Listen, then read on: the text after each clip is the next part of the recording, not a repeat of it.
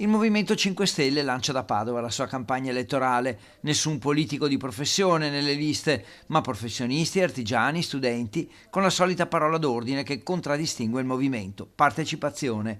Il nome più nuovo è quello di Marco Pacagnella, presidente di Federcontribuenti, candidato nominato direttamente dal presidente Giuseppe Conte.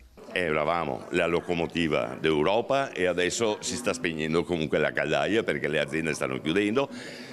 La Regione non sta facendo sufficientemente bene comunque per poterle mantenere e poi basta consumo di territorio, basta pedemontane che dovevano essere pagate dai privati mentre i privati non hanno tirato fuori un centesimo. Una campagna che mette il presidente uscente Zaia nel mirino insieme alla sanità e a opere giudicate troppo costose e realizzate senza coinvolgere i veneti, come la pedemontana. Tra gli slogan anche uno direttamente contro Zaia. Un termine che viene normale quando un veneto deve farsi 210 giorni di attesa per una visita per una figlia, e ho un mio amico che mi ha portato la sua visita di prenotazione al CUP, che non è possibile, una settimana da privato.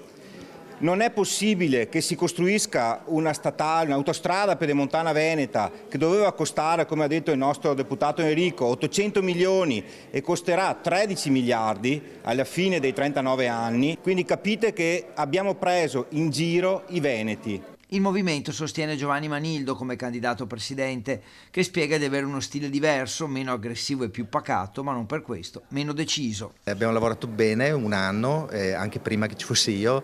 Ci sono dei punti fondamentali: sanità pubblica, ambiente, sviluppo economico, attenzione al lavoro dignitoso, sicurezza del lavoro, legalità, giustizia sociale. Cioè, ci sono tantissimi punti concreti dove grazie all'apporto e alle competenze anche dei candidati dei 5 Stelle possiamo creare futuro e ricreare una fiducia e una visione del Veneto migliore.